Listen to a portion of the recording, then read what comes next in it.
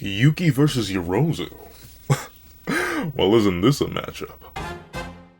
What's up, guys? That guy with a pencil here. Fun fact, I do mean to have it on me and keep it on me at all times. And another fun fact, Yuki versus Yorozu is a kind of funny matchup. A funny, very hilarious, almost undeniably gut-busting matchup. If only for the fact that these are, I'd say, I mean, to be fair, Yuki's a lot more, hold on, let me do this. Oh, yeah. But Yuki's a lot more consistently highly rated than Yorozu, which I think is kind of crazy. Like, honestly, oh no, I'm gonna, like, I know I have Yuki fans in my comments, bro. Oh, I know they're gonna come haunt me. No, but essentially, Yuki is much more consistently highly rated by the fandom. I consistently see her in people's top 10s. I've seen some people put her in top 5. Especially when talking about like raw power stats, or something I won't even disagree with. You can definitely argue she's definitely up there in that top 5 category. If not, you could argue. I've seen people argue she's like hits the physically strongest in the verse because she can negate concepts and arguably bypass affinity. Like, there's a whole bunch of like high rated stuff for Yuki, but Yorozu's like the character that I hear people flip back and forth on the most.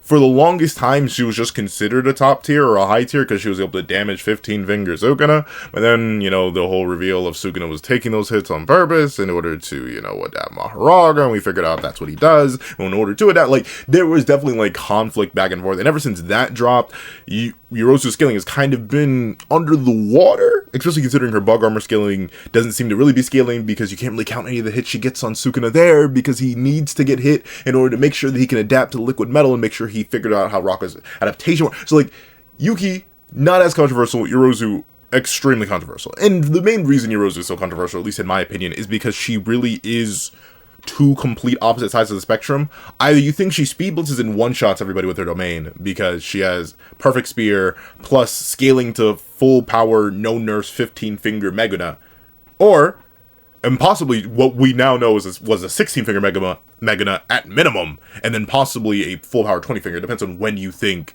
he ate the fingers. I think he ate the fingers after the bath and sinking Megami Soul even further, but still, he may have popped them early in order to make sure that he was extra good at suppressing Megami Soul. But with that being the case, you either have that side of it, or you have none of her feats are valid because Sukuna literally does not get hit in the first half of their fight. And whenever he does, it's to take damage for adaptation and to test out shadows. Like, I think he does take a little bit of damage from the liquid metal, but then he proceeds to summon the round deer in order to immediately heal that off and then shut down the liquid metal. He's literally testing the 10 shadows. As he said during the instance when he summoned Maharaga, he was essentially taking that ability on a test run for his first real fight. So, like, I don't know how to really feel about Yorozu. That's why I'm gonna 50-50 on her myself. But Yuki is a character who I've kind of been down on, and unfortunately, that isn't really going to change. I think Yuki's best scaling is to her only fight in the entire series against Kenjaku, where she doesn't do very well. Now, of course, she doesn't do very well because she opens up the fight getting hit with a sure hit open barrier domain expansion. So, like, most characters in the verse aren't going to do real well after that. But still, because it's her only fight, and Kenjaku himself unironically doesn't have the best scaling, especially if you go with what is now I see becoming more and more and more. I'm sorry, I'm yapping a whole bunch. This is Lumiere's video. The link to it, along with his channel, will be in the description down below. If you can tell, I'm yapping intensely because it's what I do here. So please check out the original video. It'll be linked in the description down below. But, as I was saying, the main issue I have with Yuki's scaling is that it's a lot of narrative hype against a guy who has a lot of narrative hype, but ultimately, stats-wise, isn't actually that impressive. Like, Kenjaku should equal Geto because there are stat caps. If you don't believe there are stat caps for special grade sorcerers, then you could argue otherwise, and maybe Kenny did boost Geto's stats up nebulously, but that's the thing, is nebulous. There's no way you can quantify how much stronger Kenjaku is than Geto in terms of physical stats and relativity, and ultimately, Kenjaku is able to react to and keep up with Yuki, even when he's shocked and caught off guard. He blocks her hit. He does go out of his way and raise his hands and blocks the hit. He just wasn't ready for the physical force behind it and then lost both of his arms. But still, he tanked that. He didn't even get decapitated from that. And it's unfortunate because Yuki's scaling suffers because she fought one of the main villains. She fought one of the big 3 villains. So, of course, she was never going to win that fight. But it's just not a fight that I think speaks to her qualifications all too well in terms of, like, scaling and stuff like that. Like, I don't think she really, outside of, like, domain, for stuff like Yuji, which is an unknown domain, by the way, but we know she has one, at least. So, like, I don't really think she beats Yuji. She doesn't really have the scaling for that. I don't really think she beats Maki. She doesn't have the scaling for that. I don't think she beats Yuta, because obviously Yuta's said to be the second strongest and probably the current strongest modern sorcerer by the end of the narrative. So she doesn't have really scaling for that. Hikari, as long as he gets that jackpot off, I don't even think he's beating her. Or she's beating him. Just because he would be able to just outlast and loop domain over and over and over again. But he does need to get that initial jackpot off. He may lose both of his arms in the first encounter with her. But, like, that's the thing. Towards the Shinjuku Showdown level, I feel like a bunch of characters kind of just like, mollywop Yuki. And then, just due to the weakness of Star Rage, if you hit Yuki first for decent enough damage, she will drop in potency drastically. It's just not, like, I'm not sure. I'm not the biggest hype beast for Yuki. Because, unfortunately, Gegeyaku Tommy wasn't the biggest hype beast for Yuki. But once again, she's up against Yorozu in this matchup, where I'd more definitively say someone like Maki slams Yuki, because she's never hitting Maki, and Maki soul split negs her. While you could argue that Yuki, like, can resist or regenerate from soul split katana because she understands the nature of the soul, which is something I do think is valid. I can definitely see that. But still, I think Maki outspeeds, out combat speeds, out reaction speeds, and then durability negs her, removes her head. For someone like Yorozu, it is kind of debatable. What is Yorozu's attack potency like? If she barely damages Sukuna with her liquid metal, and then by the time she puts on her bug armor, which is still extremely powerful, obviously, she barely damages him outside of some minor hits here and there that he takes in order for Mahoraga to adapt to the liquid metal and her ability. I don't know. Is that enough to damage Yuki? Once again, it took a sure hit domain expansion, and that didn't technically put Yuki down. It just weakened her drastically. And Yuki was able to face tank a mini Uzumaki that she was not ready for. So, like, that is possible. Sure, she got her guts blown out 2 seconds later, but still, that's because she wasn't ready for that. So, it really becomes a question of who hits who first. If you think Yorozu has higher interpretation speed scaling, because you take the Sukuna feats at any face value, and obviously 15 finger or 16 finger Megana is infinitely better than anything Kenjaku had to offer, then Yuki just can't hit Yorozu, and then just gets viciously beat down slowly but surely until Yuki's Star Rage has basically zero potency. They go domain for domain, and then they either tie or Yorozu wins because of being a Hay and Air sorcerer with more experience in domain expansions. Or you go with the idea that they're probably relative in speed, because Yorozu's speed feats don't really matter, or they don't really count, considering it's a Sukuna running a test drive and specifically needing to take hits to figure out how these things work. And bada bing, bada boom, Yuki hits her once, and Yorozu dies because she doesn't have RCT. Like, Kenjaku managed to snap his arms back on because he had RCT. Yorozu's never displayed to have that. So, one hit from Yuki and Yorozu's done. So, like, it really is a 50-50 on this Y-woman battle. I'm personally, if only for the fact that all of Yorozu's attacks should be one-shot by any of Yuki's hits.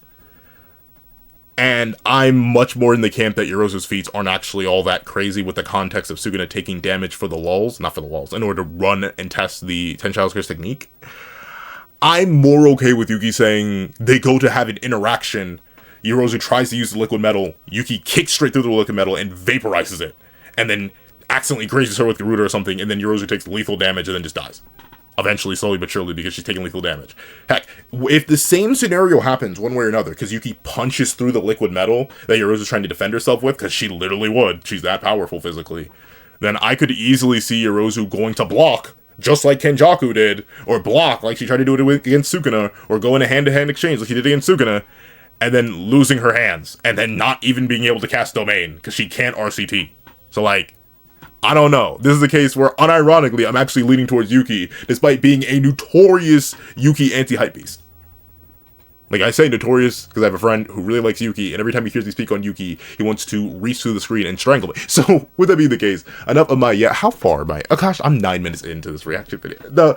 How is my early yap session already longer than the video itself? Okay, let's not waste any more time. Let's let Lumiere cook on, is Yuki actually cooked against Yorozu? Let's take a look in a book reading Rainbow type beat. These are arguably two of the strongest women in Jujutsu Kaisen. Neither of them the strongest, though. You wanna know who is the strongest? Maki! I know the Arame fans are gonna be like, well, what about Arame? And I'm gonna be like, wait! They don't love you like I love you. And also, still not stronger than Maki. Admittedly, in terms of like raw output, these two, unironically, at least from what we've seen feat-wise, are the strongest characters in the verse. With Perfect Spear from Yorozu, she has infinite AP. Like Uni AP in her domain. Like, crazy. It doesn't move. So, like, outside of her domain, it's irrelevant. But inside her domain, yeah, it does go buku bonkers. It goes absolutely crazy. For Yuki, The black hole. Even, of course, the black hole isn't like everything, but even her regular attacks apparently ignore concepts. So, like, in terms of just straight AP, technically these two are actually the definitive strongest. But when I say strongest, I mean, like, cumulatively. And I think Maki, just due to her abilities and her matchup against these two, would beat them basically 9 out of 10 times. Like, Yorozu could maybe... But, like, what does Yorozu have that's actually hitting Maki? I got nothing. Is that great? I got nothing. Once again, Maki's feats in Shinjuku are just way too good. Like her reaction speed feats, like they're a little bit too crazy. Even her tanking feats are actually kind of absurd in Shibuya, or not in Shibuya, in Shinjuku. Same thing for Yuki. Like, what does she have that actually hits Maki? Like, the thing with Yuki's attacks is that they don't have much AoE. Because, like, she needs to swing... I mean, she could destroy the ground, but, like, Maki's already shown that she can literally leap in air, so she doesn't actually need the ground. So, like, I don't know. Matchup-wise against Maki, and I know people are like, oh, here goes Pencil, or the Maki meat munching, and to that I say, absolutely! I will never stop! But, yeah, I don't know. But they are definitively the two strongest, not just women, but characters in the verse in terms of sheer AP and scale. In fact, I've seen people try to use their abilities to upscale the actual two strongest in the verse, Gojo and Sukuna, by saying, well, they're clearly weaker than them, so obviously they have to upscale. So, like, I've seen people try to say, well, Gojo may be planetary because he should outscale Yuki's black hole. Whatever, do you. Let's see. And even though it's been covered before, it's still highly debated. And since these are two of my favorite characters in terms of power scaling, honestly, they're useful. They mad you like I'd say someone had said, I forget who had said it. I forget who said it or where I saw it because this isn't the original thought. But JJK goes through what I like to call a soft version of the GFPC. And if you don't know what the GFPC is, because I haven't referenced it in a video in a while, it's the Great Final Power Creep. It's when the author of typically your shonen series gets to the end of their shonen series and is like, I just want to make everyone monsters. Where the verse may have been at best like planetary, or, and that's typically at like a high end or mountain level. Randomly they'll introduce characters that create the entire universe. Randomly they're gonna have to start fighting like the creator of their world, who made their very, like, there are a couple series that go through the Great Final Power Creep, at least in my opinion. I know Bleach is a debatable one. A lot of people think that Bleach is really, really strong from the very beginning, but in my opinion, Bleach low-key goes through the Great Final Power Creep with things like Yu-Ha-Ba and Ichigo and Aizen towards the end of the series. I think Naruto goes through the Great Final Power Creep. While you could argue Kurama is always planetary according to the data books, what Kaguya does is way more than planetary. What Kaguya does is way more than planetary. Of course, it gets even more insane by the time of Boruto. And then Seven Deadly Sins is another one that commonly goes through the Great Final Power Creep. Like, it went from, hey, isn't it cool that these characters can destroy mountains? Actually, they're slaying gods that created entire separate dimensions. Because they can. Why? Because Nakaba said so. Like, it just happened. Magi is one of my biggest because it has, like, one of the largest leaps. Like, the Magi universe, and there's, like, the one high tier that was introduced very early on. But even then, that one high tier, or which was revealed later to be a god tier, like, they were going to destroy the planet. You know, like, that was peak. Like, you ask most people, oh, what is early Magi scale? They'll be, like, country level, based on, like, some calcs. But then, spoilers for Magi, light spoilers, they get to high complex multiverse. Like, legit, it goes from highest planetary to, oh, we're at the end of the series now. Otaka Sensei said we're slaying gods again. Like, it is basically like every fantasy JRPG out there where just the power creep, the power scaling, it just shoots through the moon. Why? Because they want to. And hey, I don't blame, make your universe as strong as you want. And Gege goes, and the reason I say Gege does a soft version of it is because of how the context behind the insane power creep goes. Like, the highest you get JJK before Yuki and Yorozu was like, I think you could, like, I saw people argue planetary because of that one volume statement on the back, or on the back of volume 1 that's like, oh, well, Ryomen Sukuna, if he were to regain all his power, he would destroy the world. But, like, world in this case could be argued to be society, it could be life wiping, bada bing, bada boom. But then, like, Gege was like, give her infinite AP. Give her infinite pressure of the perfect spear. Have her make a whole black hole. Like that just happened. It went, like, the highest you would get typically hear the JJK universe being at before these two, and I specifically say these two, is Island Country, and that's, like, upscaling off of Domain's creations. In terms of the actual feat, I think like Jogo, who has like the biggest quantitative feat of like just dropping the meteor, and then obviously Sukuna's level and Shrine, I think they were like city level, maybe large city level at best. Like that was like the peak in terms of like actual tangible feats and not using domain creations. But then Gege was like planetary, possibly star if she let it go unlimited, infinite AP, like not infinite AP, but like infinite pressure, destroy everything in creation, including creation itself, because it's not supposed to exist. Like, yeah, you went crazy with it, but I say it's soft because no one really scales to it. At least in my opinion, no one really scales to it. You won't hear me arguing star level Sukuna off of upscaling from Yuki's black hole. I think it's very conditional. Yuki manipulated the laws of her technique, which involve imbuing virtual mass into things in order to create an artificial black hole.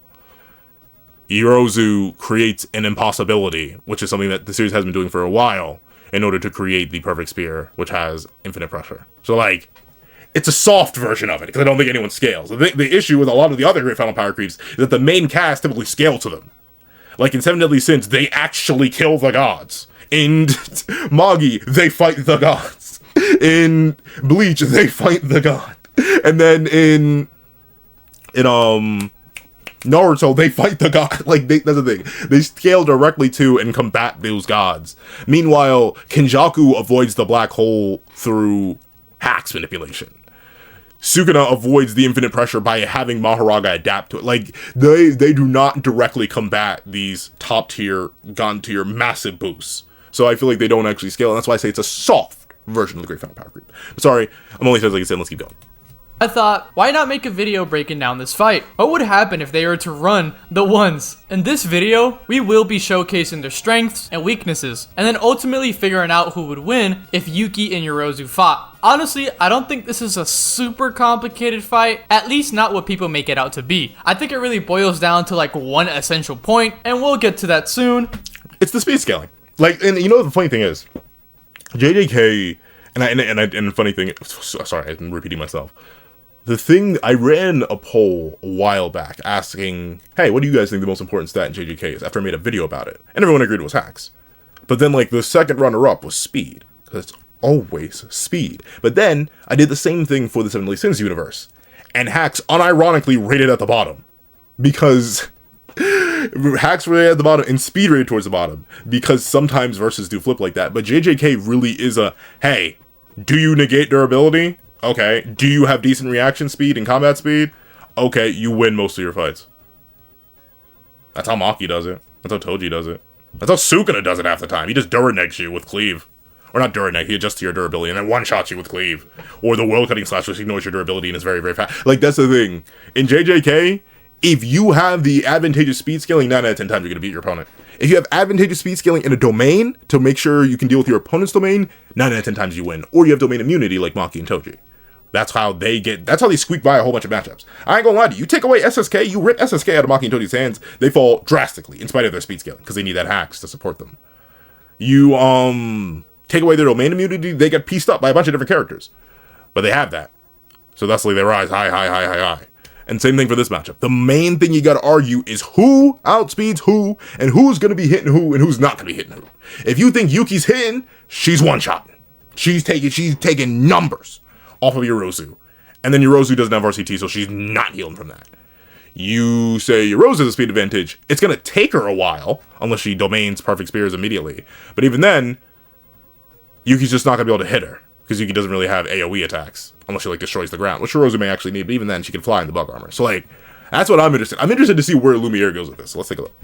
For now, let's just cover Yuki's scaling. Yuki is actually a monster. I'm sure at this point, you guys should be aware of Star Rage, which is obviously Yuki's technique. If not, or maybe you don't remember, I'll explain it quickly. Yuki's technique allows her to add virtual mass to herself, or her Shikigami Garuda. To put it simply, virtual mass adds fake mass to Yuki. The reason why it would be fake is because it doesn't make her heavier. It increases her strength, but wouldn't add on weight or durability to her body. So she simply outputs the virtual mass. Now, if she surpasses a certain threshold of mass, it will affect her. But it literally has to be an insane amount. And well, that practically leads to her becoming a literal black hole. She essentially has a self-destruct win con. And for those wondering why I said star level Yuki, and people, I remember because I was talking with people and they were like, isn't the black hole just planetary? Because of this statement, it's kind of funny because it says black holes are extremely dense. Wait, Yeah, my mic is on. I muted it to take a sip, but let's see. Black holes are extremely dense, and their gravity is so strong that not even light, much less matter, can escape. It's said you could create one by compressing the entire Earth into a diameter of 2 centimeters. So that's where I get it from. If you look at the size of Yuki's black hole, and you go by, like, the 2 centimeter thing, it's way bigger than 2 centimeters. Remember, all the mass of Earth compressed into 2 centimeters, which is like, for those, in fact, I don't actually have a solid grasp of what 2 centimeters is without my dome piece, whereas one of my many rulers. There we go. Not a ruler, but a protractor. But, like, you would have to compress Earth down into this point in order to have a planetary black hole of just 2 centimeters, all of Earth's mass. Yuki's was way bigger than that. It was like, it destroyed a whole chunk of a building. So I saw, like, calcs that get at to, like, star level just because of how many Earths would have to fit inside that black hole in terms of mass that Yuki ends up making, which implies that she can imbue a whole bunch of mass. Like, possibly the reason she breaks concepts is because maybe in her regular attack, she's imbuing about an Earth into them. But even then, of course, that could hypothetically upscale, and we just don't know because it's unquantifiable. But still, that's why I said star level Yuki earlier, because I remember I mentioned star level Yuki to people before, and they've looked at me funny, so I want to clarify that. Let's see. Because she can drag her opponent down with her. With Star Rage, Yuki was able to piece up someone like Kenjaku, who is a major threat to almost everyone else in the cast. But it's not only that Yuki can add so much mass that she'll one-shot you, but because of the nature of her technique, she can defy concept. Wait a second. Alright, now we're good. So someone like Kenjaku, whose fighting style relies on the cursed techniques of the spirits he's captured, that fighting style is... And this is the one thing, like, she defies concepts. So people argue, well, maybe she can bypass infinity. The only reason I say she can't bypass infinity is because infinity is a paradox, not really a concept. It's Achilles and the tortoise, right? Where ultimately Achilles will never catch the tortoise because the tortoise will always be moving, even if that distance gets halved and halved and halved and halved and halved and halved and halved. It doesn't matter. It'll never catch it. That's the thing. That's a paradox. It's the Achilles tortoise paradox. So it's technically not a concept. It's literally like what Yorozu does in that sense. It's why, like, the Yuki kicks or punches and Garuda ball, the blue lock ball from Garuda versus the black hole from, or no, the true spear from Yorozu is a weird matchup too. Because technically, that's not a concept. It's a paradox. So, defying concepts is very vague, but it does imply that most things she would be able to ignore as long as she's attacking and striking with it.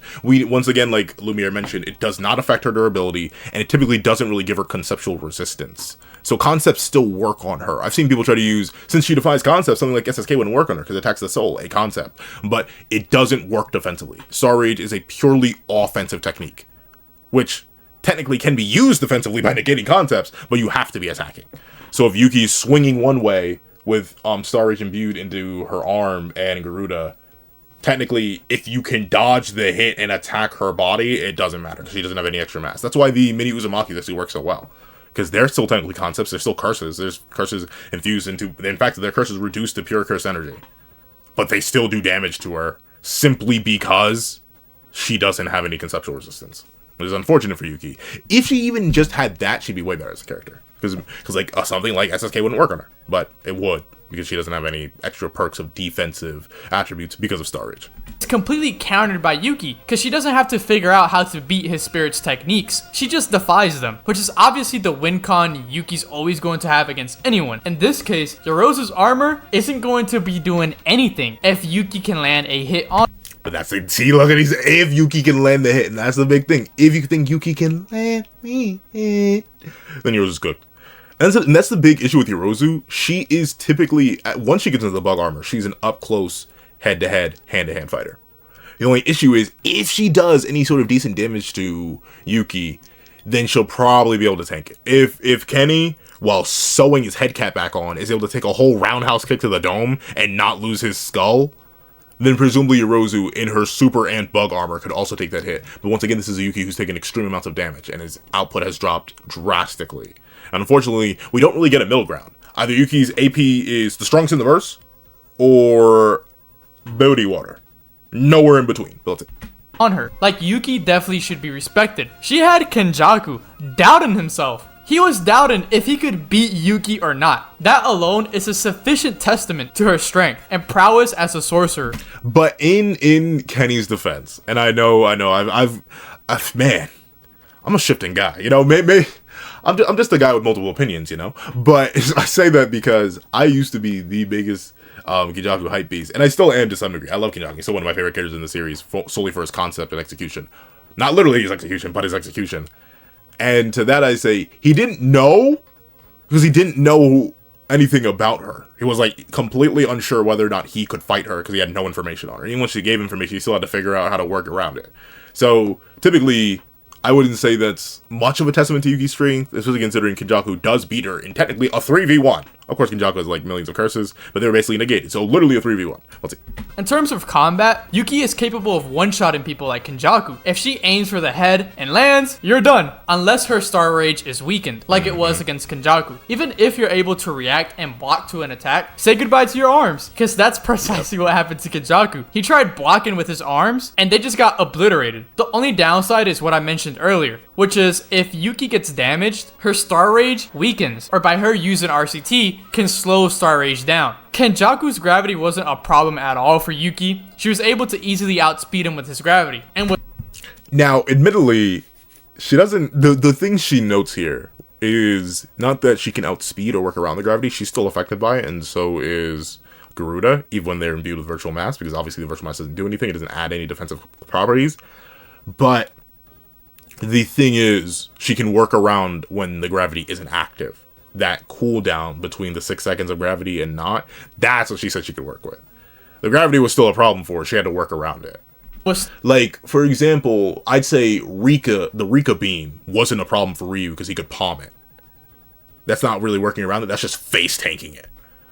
But for the gravity, that was an actual threat that she had to worry about and work around.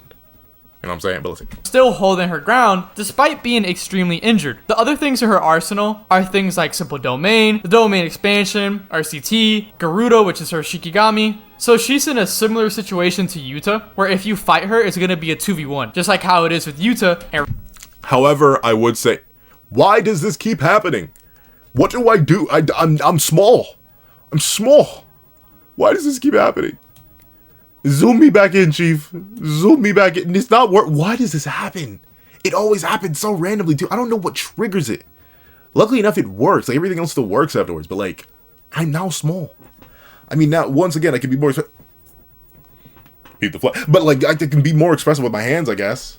But, like, I specifically zoom in so I don't have to lean into the camera and look at y'all. No. I'm small. I'm small. I'll have to fix it for the next video, because I don't know how to fix it with recordings, but unfortunate. What was I going to say? Oh, obviously, Garuda's an infinite... Garuda, while a decent Shikigami, because she can imbue her technique into it, like, it doesn't... Like, it's not the craziest Shikigami. Like, it can attack somewhat autonomously, but it does definitely seem like a Yuki control kind of thing. Like, she needs to give it commands. It's not even... Like, I wouldn't even say it's as good as Shikigami as basically any of the 10 Shadows. Like, the 10 Shadows... Well, then again, the thing with that is, you can give both commands immensely, but the diversity of the 10 Shadows is better than what Garuda has to offer. So, while I'd say every fight with Yuta is a 2v1, because you're fighting Yuta and Rika, for Yuki, it's kind of like... It's a 2v1 and a half, realistically, but let's see. Rika. Of course, with her domain, we're not sure what it does, but she could clash with Yorozu if she summons domain. And she also has the anti-domain defense with Simple Domain. I definitely think Yuki is in the upper echelon of sorcerers. She's one of the few registered special grades, but there is a statement that people use for Yuki, which I don't agree with, which is basically where it's stated that Yuki and Yuta are on the same level. This to me...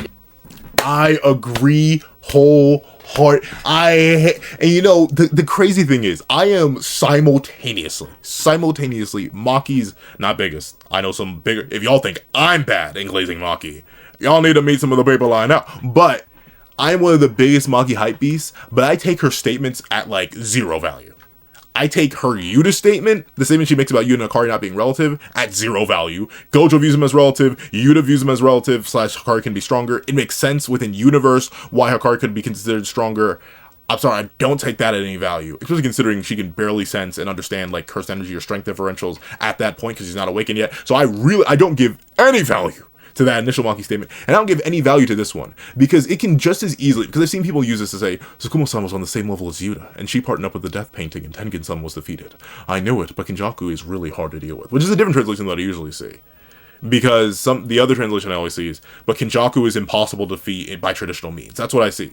But notably, she says Kenjaku is really hard to deal with. So I'm much happier with this translation, but I'm not sure which one is official versus which isn't. But the main thing I see people say, oh, Yuki has to be relative to Yuta, because Maki said they were. But Maki has no context for how strong Yuki is. If Kenny didn't know how strong Yuki was, then Maki has no idea how strong Yuki is. What did they do? Spar? Fight? Battle? No, that didn't happen. So, like, she has no context for how strong Yuki is. And heck, post-Sendai, which is when this is taking place, she has no idea how strong Yuta is. Pre-Sendai Yuta and post-Sendai Yuta might as well be two entirely different characters. Just like pre-Sendai Yuta, post-Sendai Yuta, and then Shinjuku Yuta are three different characters in terms of scaling, ability set, diversity.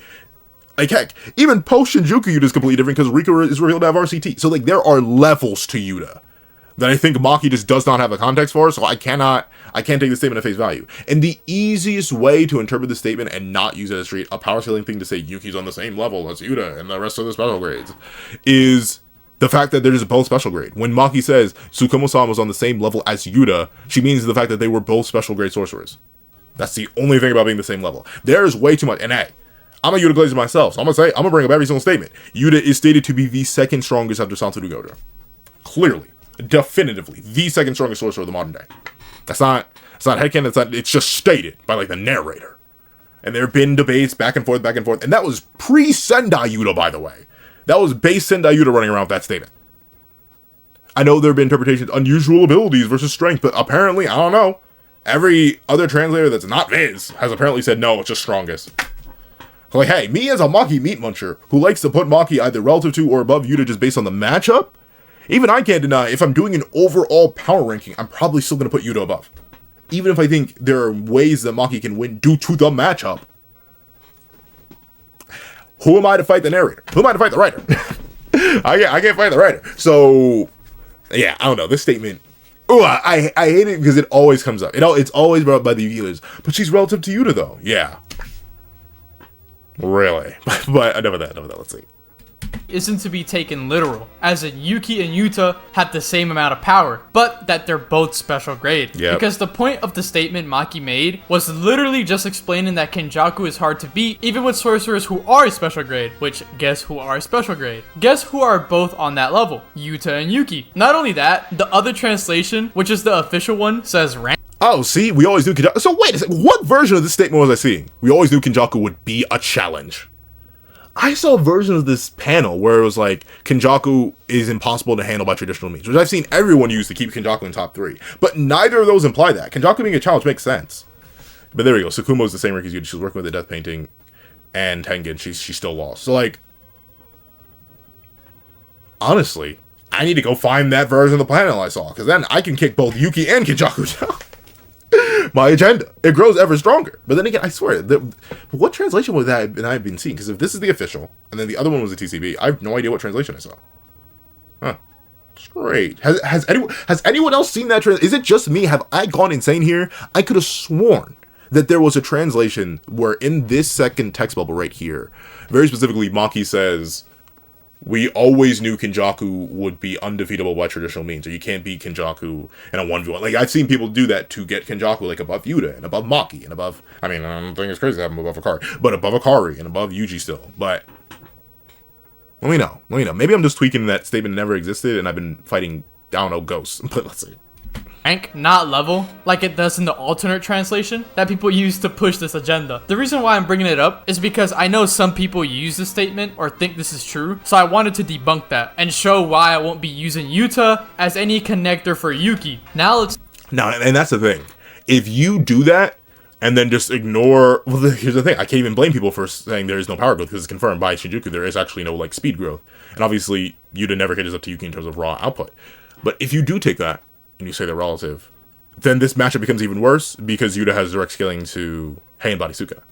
A nerfed Heian Body Sukuna, but like the second least nerfed Heian Body Sukuna that we see. Because I think Yuji had only landed like 3 punches by the time that Yuta actually pulls up, because he still has all 4 arms, he's still completely fresh. The only thing is his hand is still healing. But I think even then he gets it back by the time he does like the 4-arm spread against Yuta when he's fighting him outside of his domain. So yeah. It's not really good for Yorozu in that sense, because her best skilling is to a 15 finger suppressed, holding back, wanting to take damage, wanting to damage Megami Sukuna. See what I mean? And also, once again, the reason I'm so hesitant to give Yorozu big damage props is these hits come from when she's in bug armor, her strongest physical state outside of domain, and they're minor scratches. It's still technically more than what Maki does with her fists, though. So, like, technically, this still does put her above Maki in terms of, like, physical AP, and obviously Prime Toji as well, considering they're both equal. Because I haven't read 215 in a little bit, but I don't think Maki actually does any damage. She doesn't actually damage Sukuna. Like, when she's punching him back when Sukuna just freshly became Megana. So, like, it is really unfortunate. That's why I feel so bad for Maki and Toji's, like, base attack potency without SSK. It was like, it's kind of blunt. We'll see. Let's talk about Yorozu. Straight away, let's talk about the most controversial point when it comes to Yorozu scaling, and this is kind of the make or break for a lot of people to decide if she can beat Yuki or not. I'll be giving both perspectives, so you guys don't have to worry about me only covering one side of the story. The controversy lies in the fight with 15-finger Maguna, and essentially people think Yorozu has the upper hand because she was able to outspeed Maguna with her armor. But people disagree with this for multiple reasons. One of them is that Maguna said he's going to be taking 10 shadows on a test drive, and that Maguna has to let himself get hit to be able to adapt to Yorozu, which would be discounting any of the supposed feats Yorozu had on Sukuna. This doesn't make any sense to me at all. First of all, oh, interesting. Okay, let's see it. Let me guess his argument before he makes it. I guess because, like, on panel we just do see it, and we see Yorozu work around some of Sukuna's attacks. And what I'm guessing his argument is going to be is that we still do see Sukuna actively attempt to defend himself a little bit when fighting Yorozu, especially when she's in bug armor. Not only does he take damage, not only does he get outsped, but, like, in the panel he just showed here, for example, or when I'm not gonna go back, but the panel he showed where Sukuna does this and he tries to summon, I believe it's the divine dogs. He does like move to actually attack and defend. If he truly was just taking it for a test drive, he would have sat there and then he just gotten bullied for a while. But he does actively go to defend. My counter argument to that counter argument is that Sukuna at this point should know it's also a time and exposure thing, where Mahoraga has a twofold adaptation process. The more it's exposed to the phenomena, the faster it'll adapt, but also the more time that passes, the phenomena will adapt further. So Sukuna, likely already understanding that or taking a guess at that point as he's still figuring out the technique, would actively go to defend himself because he wants to stall out as long as possible because he's already taken hits from Yorozu, so he wants to defend. But the counter-argument to that counter-argument, around that counter-argument, is that Yorozu, I believe, still whiffs or rotates around like the Divine Dogs or whatever defense Sukuna does go to put up when he does the two-finger hand motion. So, if he truly wanted to defend himself to a certain point to stall, then he would have, effectively, if he could have, but he didn't, right? My only issue with that is, we literally see Sukuna not 5 seconds later absolutely blitz and overpower that Yorozu. Before summoning Mahoraga, by the way. Like, he shatters the bug armor by flying up into the sky, while Yorozu has wings, BT dubs. While Yorozu has wings, and just drops Myriad Elephant on her. And Yorozu doesn't react in time. Like, I mean, I get it. Max Elephant is heavy, and Myriad Elephant is heavy and all, but, like, she's looking up, can sense cursed energy, is in her fastest and physically strongest state, and does not dodge Myriad Elephant at all.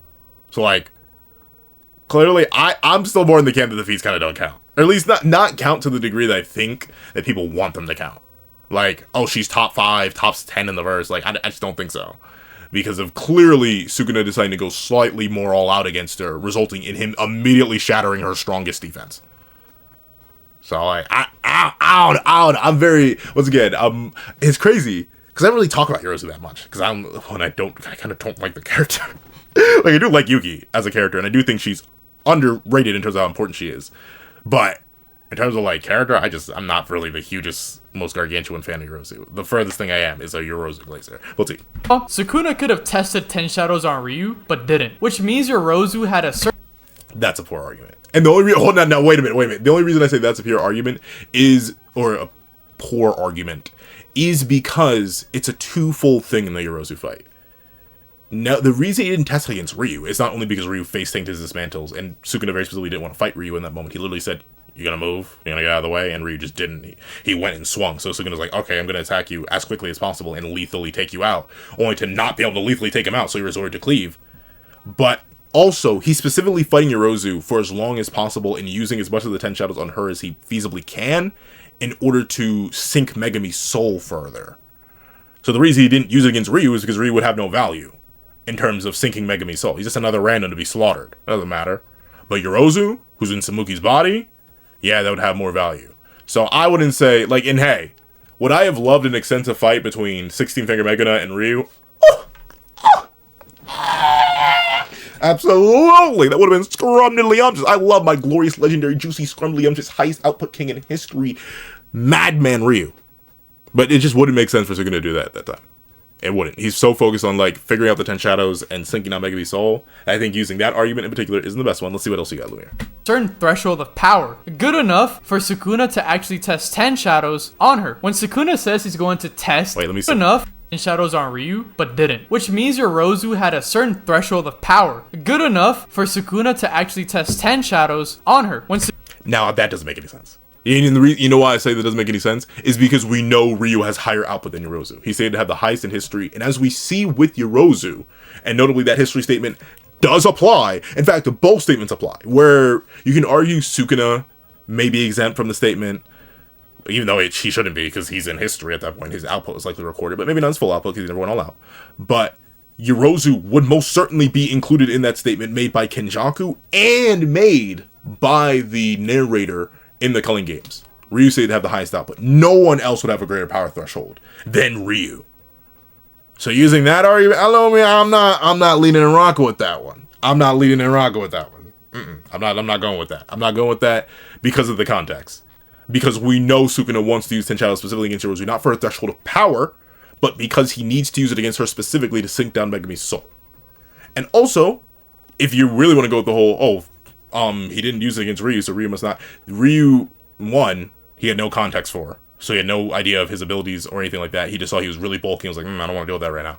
But on top of that, Ryu does have a much simpler technique if we're going to extrapolate stuff. He just fires curse energy. That'd be real quick for Mahoraga to adapt to. At least Yorozu has some complexity. But even then, Yorozu's complexity really ain't all that much. It's liquid metal and then liquid metal bug. That's it. Like, and then perfect spear, which is also just a liquid metal. That's why Mahoraga was able to adapt to all of it pretty quickly. So, like, I don't know, Lumiere, you got something else?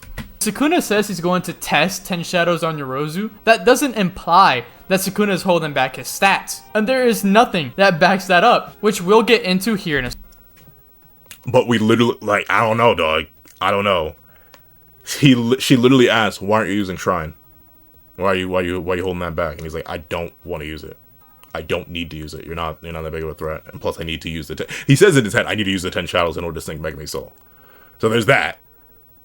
And to say he's not holding back stats when we see Yorozu outpace and blitz and damage him, only for him to take the coat off, smack her with Piercing Bull, and then drop Myriad Elven on her head all in quick succession to the point where she can't react or dodge or do anything about that.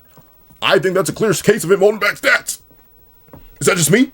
Is that? See, that's the only thing that's good about this wire. Like, I can actually hit this and y'all can see. Sometimes when I do this on the zoomed in perspective, it's like, Pencil, where are your arms going? But I don't know. I don't think that's it. And like, it's so clear because of how quick the matchup flips. Because like the moment Sukuna gets what he wants, he just he turns off any pretenses of playing around. He gets hit like 5 times in bug armor, and he's like, okay, hold this Piercing Bull. And then Yorozu can't hold the Piercing Bull, showing she doesn't have any relativity to him. And then she definitely can't hold the Myriad Elven. So like, I don't know. If that ain't a stat disparity, I don't know what it is. Let's see him justify it. A sec. For adaptation, Sukuna doesn't need to get hit to adapt. It only speeds up the process. To me, that's wrong. That's actually, wait a minute. Now, that's actually just wrong. He needs to get hit. He needs to interact with the phenomena in order to interact with the phenomena and have it be adapted to. Like we go over this in the Goto vs. Sukuna fight. Mahoraga has the twofold adaptation process. He needs to get hit at least once, but we know more hits increase the rate of adaptation. That's why everybody in their mama, myself included during the reviews, if you go way back in time now, we're like, Kojo, why do you keep hitting him? Why do you keep hitting him with blues, your weakest technique, which you know won't do enough damage to him? Because that just increased Mahoraga's pace of adaptation. Because Mahoraga works twofold. Exposure to phenomena and duration of exposure to phenomena. Or duration after exposure to phenomena. So he does need to get hit in order to speed up and use Mahoraga's adaptation. That's how Mahoraga was introduced to work. You mean to tell me you think he would have adapted to Shrine if Sukuna never hit him with it? If he just played patty cake with Mahoraga, he was going to somehow adapt to Shrine? No, he has to be hit by it. And what is Sukuna doing in the Yorozu fight and in the Gojo vs. Sukuna fight? Enduring the burden of adaptation. How is he enduring the burden of adaptation? He's taking the hits for Raga. Let me just go back and make sure I heard that right. Holding back his stats. And there is nothing that backs that up, which we'll get into here in a sec. For adaptation, Sukuna doesn't need to get hit to adapt. I'm gonna let him continue because I think that may be the first part of a sentence. I've done that before too, where I've said something and then immediately elaborate on it, and then it basically invalidates the first half of the sentence. Let's see. Only speeds up the process. To me, the most obvious point is that Sukuna is legitimately getting outsped in some of these interactions, because Sukuna doesn't let himself get hit. Like in the Jogo fight, Sukuna is an extremely egotistical, No, he didn't. Okay. That statement about Maharaga is just wrong. And hey, once again, if I'm incorrect, feel free to correct me in the comments section down below. If I'm incorrect, you can just say I'm wrong, and you don't act like Maharaga does not have to interact with the phenomena in order to adapt with the phenomena. But he even brought up the idea that you get hit and it speeds it up, so whatever. But correct me on that. But the Jogo fight is a horrific example. It is a horrific example. Sukuna loves to get hit. He's a freak. He loves getting hit. And you may be like, whoa, Pencil, what on earth are you talking about? Did you read the Shinjuku Showdown? The same fight, the same battle, where Sukuna showed at any moment, after being massively nerfed and missing his heart, he perception blitzed the character with precognition.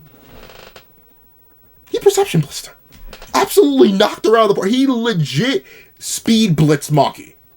And regardless on how you feel about Maki versus Yuta, or Maki versus Yuji, or Maki versus Akari, I don't think there's anyone in their right mind. Okay, maybe I'm glazing, but there's not more people out there who would be like, oh, Yuta has better cognition and perception than Maki, and faster cognition and reaction speed and stuff like that. You aren't saying that. Most people aren't. I know some people who will, but you won't say that. Yuji doesn't have better perception than Maki. Haru doesn't have better perception. None of these characters have better perception than Maki, who dodged a full chain dismantle and or world slash because of her perception. And Sukuna revealed that he could speed blitz her at any moment. Just if he felt like it. And he did. And then what does he do? Not a couple chapters later, he gets hit by Maki again. And then interact. He gets hit all the time. The only reason this little freaky fella, I'm not even sure if I can say the word, kissed Masa. Just swap those two around if you're wondering what I'm thinking Sukuna is. And I'll make a whole video talking about it. The only reason he doesn't do it in the Jogo fight and consistently perception blitzes that man is because that's the context of their deal. He's like, I won't let you hit me. If you land a hit on me, I'll do as you curse your task for now. He doesn't like to be subjugated. I agree with that. He's very specifically a guy all about his freedom.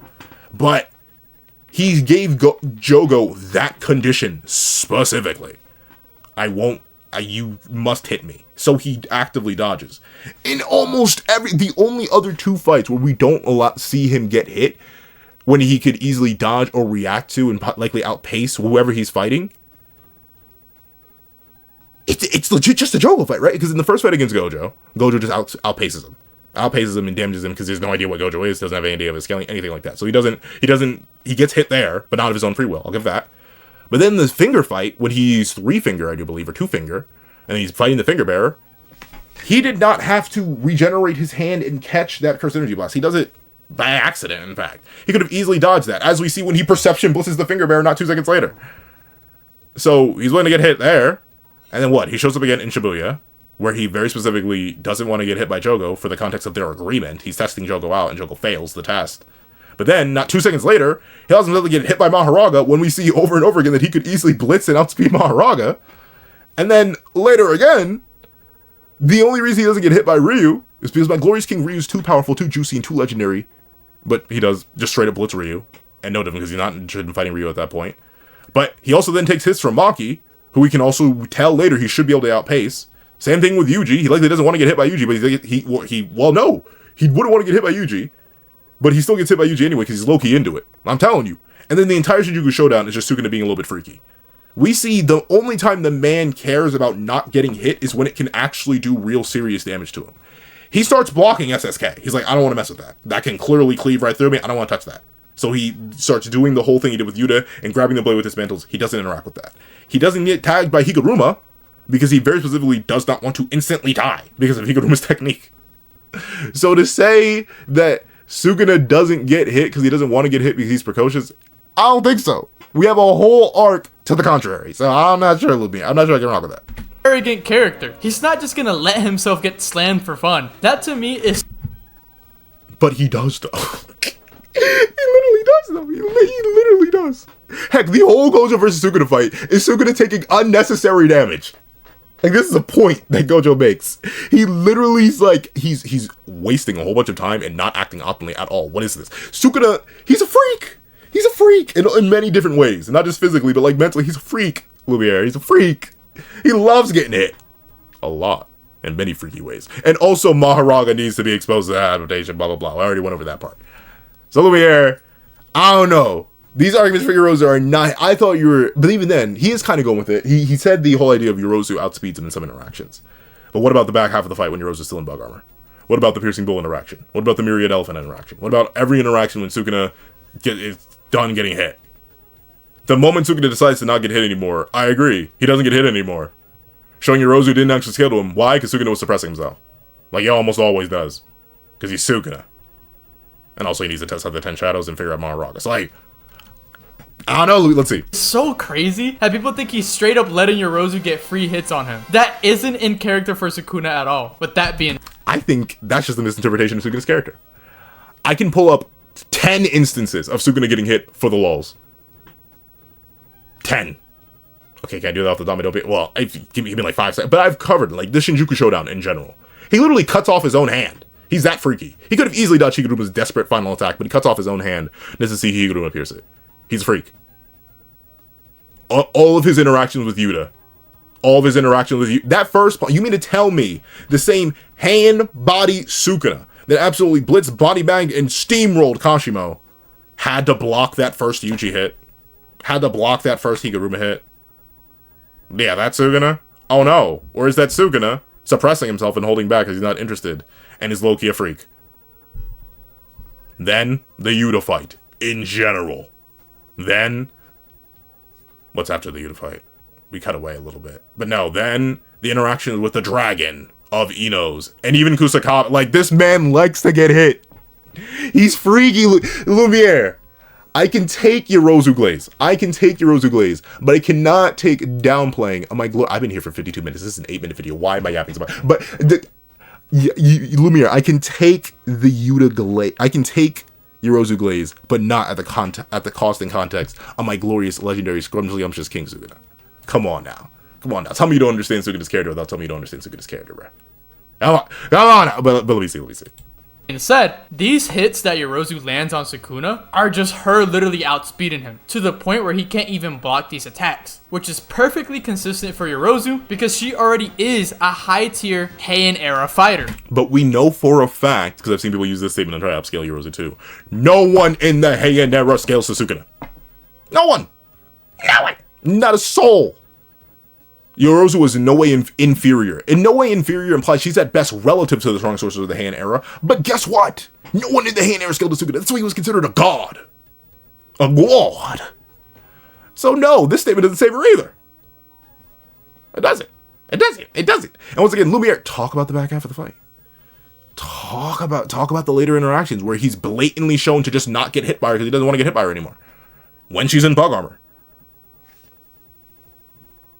That's the thing about the Yorozu Glaze. It cherry picks the first parts of the fight when she's in bug armor, and then proceeds to completely ignore the context of the back of the fight and ignores the context surrounding the entire battle and then Maharaga's abilities and how they work. So no, we can't do all that. We'll see. And in base, she exchanged blows with Sukuna, both of them blocking each other's hits. With her armor, she gets a mega boost, so it just makes sense for her to start outspeeding. And once again, if we're going by the first half of the context of that fight, Sukuna he takes damage once, though. I'll give that. He does take damage once from, I believe, the liquid metal and like a hit. Because I know he summons Roundeer. Once again, you could just argue that in the whole running a test run in the shadows and also trying to take a Mega Soul. So there's that part of the argument that you could run. But also, he's clearly, like, if you think that Sukuna's going all out, full capacity, 16 fingers that he has at the time, when reading that fight, when knowing the context and motivation surrounding that fight, I don't know what to tell you. You can very easily argue Kenny was going all out. He literally says, I don't want to fight you, Yuki. Domain expansion. That is going all out from the start from a high tier character. Sukuna? In the Yorozu fight? That man is literally playing with the new toy he just got. Because the last time he tried to play with it, he only got vaporized by Angel. So I can't say Yorozu scales. I can't. Let's see. Beaten him. In terms of damage, the few hits Yorozu landed on Sukuna weren't anything revolutionary. They really weren't, but they're still better than Maki. For all the Maki antis, they are better than what Maki does. But like, look at that face. Does that look like the face of a man who's like actively concerned for his safety? Like, he's annoyed. He's fighting Yorozu. He's mad he has to be there, dog.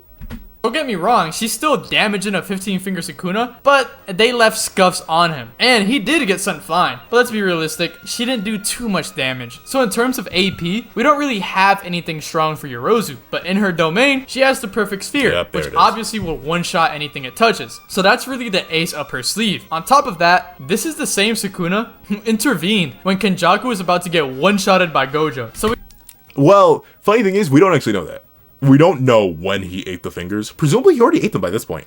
Because time had passed between him taking Megumi's body, the bath, and Yorozu's death. Some time had passed. I forget the exact date where he goes and slays Yorozu. But I think there's actually a little passive time. So that scene we see of him eating the final fingers and eating the mummy could have actually been before this interaction. But this could still also... I do agree, this could also be 16-finger Sukuna. But if you're going to use this to try to argue Yorozu scales at all to these two characters, I say that's nonsense. Like, once again, nonsense sounds mean. I feel like I'm sounding way too mean in this video, but that's not. I wouldn't use this. We definitely have a very good basis to say that Yorozu would outspeed Yuki, as she's faster than 15-finger Meguna and Kenjaku, who is on par with Yuki. And the reason why I say and Kenjaku is because she's outspeeding Meguna, and Meguna's outspeeding. So see, by doing that, you're trying to look Lumiere. That's why I don't rock with the Yorozu arguments. You're trying to look me in my big old eyeball. Hold on, let me open them wide. You're trying to look me in my big old eyeballs and be like, yeah, Yorozu's faster than Gojo. Fresh out the prison realm. No, we are not doing this. I've seen it before. We are not doing this. I can let a lot of things slide. I'm real cool with it. I can limbo under a bunch of. I cannot limbo under that. I cannot Millie Rock under that. We are not making that argument. Oh, she must be relative in bug armor to Gojo and Sukuna because she hit him 5 times when Sukuna very specifically wanted to adapt. No. Nah. I can't do that. I can't let that one slide. No, Lumiere, we're not doing that. But, I mean, for the sake of the video, and that's the thing. Like I mentioned, what is the whole crux of this matchup? Speed. It's the second most important stat in JJK for a reason. Speed. So he's arguing Yorozu has faster speed. Yuki's never hitting her. In the context of how he's explained it, even if I don't agree with how he's explained it, because I think the lack of context he's bringing to Yorozu's scaling matters massively. And clearly, hey, he's a Yorozu Glazer, so I get it. And plus, I should be able to tell by the tell. Is Yuki actually cooked against Yorozu? Like, I thought maybe that was going to be a flip. He was going to say, well, Yuki actually cooks Yorozu. Bada bing, bada boom. But clearly, he's arguing the speed advantage, which I think is fine. You can definitely argue the speed advantage, because Kenjaku's speed scaling is non-existent, and it sucks. So I will give you Yorozu being faster, if only for the fact that Yorozu and Kenjaku scaling is kind of butt in terms of speed scaling. It's like, I hand you that readily. Look at that. I'm handing it to you right here, right now. But the context of the arguments that he's giving are not good. I wouldn't lean with that and rock with that. Let's see. In Kenjaku, and obviously, she would outspeed Yuki. But in terms of power, of course, Yuki takes that easily. Now, let's finally talk about who would win if they fought. We'll break down their advantages and weaknesses. I was gonna say he didn't break down the other side like he said he was gonna do with Yorozu, but technically he did. He addressed it right at the start, the idea that Yorozu didn't scale to 15-finger Sukuna. And if that's the case, because that's Yorozu's only fight, and you don't think she scales to the one person she fights, she scales nowhere. So like. That's the other side, and he'll probably mention that. Overall, Yuki seems more favorable because her strength is just OP. On top of that, she has a domain, RCT, and a very complete moveset. However, Yorozu has a speed advantage. That said, it would still be difficult for Yorozu since Yuki also has Garuda, which can be pretty dangerous. Now, just to get this out of the way, the big thing before he gets into it, the big thing that's like really dangerous and weird for Yorozu in this matchup, if Yuki just grabs Garuda and starts swinging him around like a lasso, The moment Yorozu comes in contact with Garuda, like, assuming she can just tank it and dive through the bug armor, she dies. She's straight, like, if Myriad Elephant falling from, like, maybe being generous 100 feet, because he was taller than the stadium when he dropped it. If that's enough to shatter the bug armor completely, a hit from Garuda being swung around like this is absolutely eviscerating the bug armor. and absolutely dominating Yorozu, and she dies. She gets bisected by accident. That's only if Yuki does that thing she did like one time in the Kenjaku, right? So like, probably not gonna happen. Because I don't want to give a one-sided conclusion. If you believe the feats Yorozu displayed against Sukuna are false, meaning he was really holding back, then this is a one-sided fight. Yuki just wins, and that's the... I think it's close because their scaling is both so nebulous, but I do think ultimately Yuki, due to her AP and hypothetical relative speed, assuming that the Yorozu feats aren't really feats because Sukuna is shown to absolutely violate her when he feels like it. Then bada bing, bada boom. Yeah, Yuki's just gonna win eventually because she can do way more damage, and I don't think Yorozu's gonna do enough damage immediately to drop Star Rage's output into the dirt like Kenjaku's Sure Hit Domain expansion did. So I'm admittedly more on the side of Yuki for this one. I cannot wait to hear all the Yorozu fans in my comments, bro. If they even get this far. This is a long behind video. This was not supposed to be this long. This was supposed to be like a 30-minute video. This is what happens when I let myself yap. The end of it. But if those feats are valid, then the fight isn't so simple. I think this would quickly turn into a domain clash. If Yuki can't land a hit on Yorozu, she isn't just going to stand there and get beat up. She'll want to gain the advantage. Generally, domain clashes are decided by refinement and power. And in this case, there's really no clear answer as to who would win unless you say, oh well, with virtual mass, she's stronger so she wins the domain clash. That isn't too valid for me personally. Yeah, that's the thing. If anything, in a domain clash, I would definitely give the edge to Yorozu. But the thing is, what we know is sure hits, no matter the refinement level of the domain and cursed energy amounts, will cancel out. They will neutralize. So, like, we see this all the way back with Megami versus Dagon. Dagon has a perfect domain. A perfect domain. It is absolutely refined. He uses his domain the most out of all the disasters that we see, unironically, because we know that little beach dimension is where the whole cast and crew hung out. Or the whole villain cast and crew.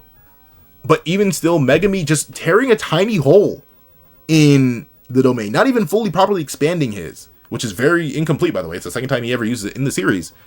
That's still enough to absolutely cancel out Dagon Sure Hit.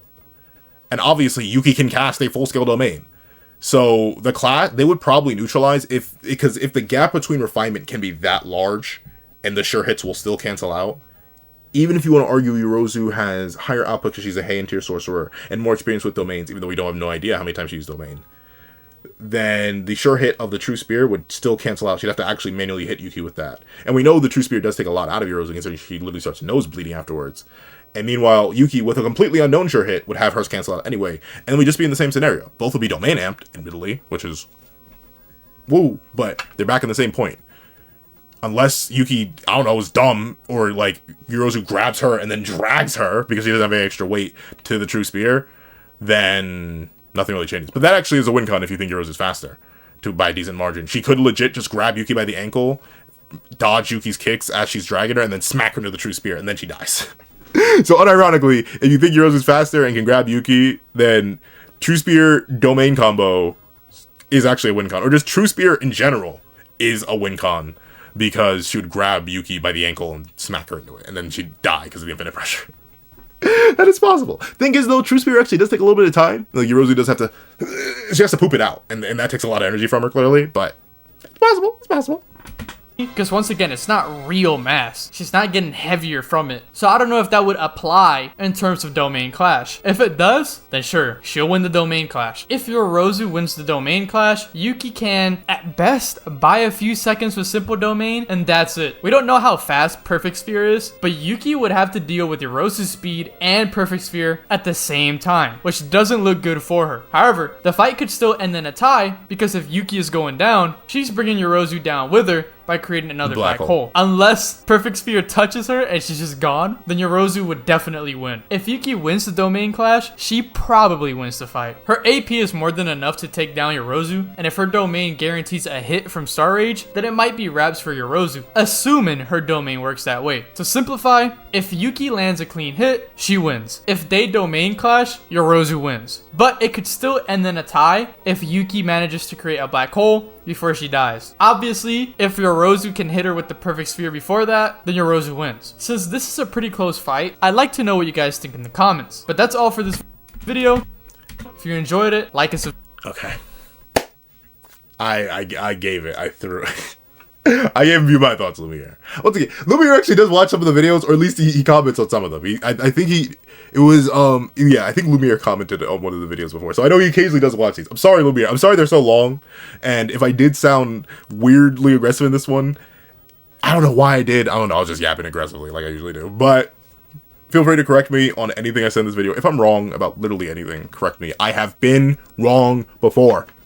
I will be wrong again. So feel free to correct me. If you made it all the way to the end of this video, though, please do me a favor. Especially because this video is so chunky. How did I do this? I made it 10 times longer. What's wrong with it? But nearly 10 times longer. Maybe 11. But regardless, if you made it all the way to the end of this video, please do me a favor and leave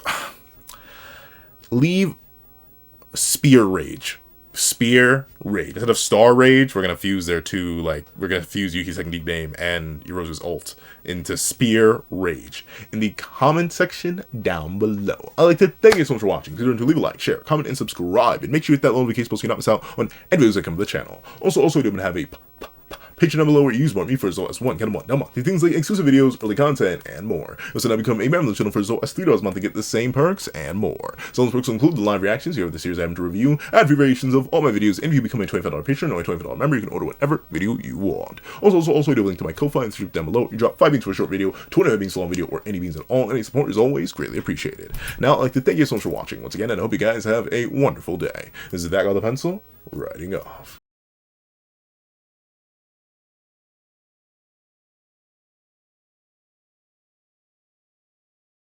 I'd like to give a thank you to our sketch tier members: Greyhound, Eternal Flame, Red Wolf 4765, Astro, Super Flame Zero, Glacier, XZ, G Prosper, Zeta, and Brandon Payne. Then I'd like to give a big thank you to our line art tier patrons: Sean, Midnight Lord 21, Kevin, Encarnacion, and A+A. And then I'd like to give a huge thank you to our ink tier members: Fine, Austin Wimberly, Euchiha, Yuki Ally, and Carlo Alaimo. Then I'd like to give a gargantuan thank you to our digital art tier members, J Warrior and AZ Void. Then I'd like to give another gargantuan thank you to our colored art tier patron, Waki Minoz, and Idemokami. Then I'd like to give a final legendary top of the line thank you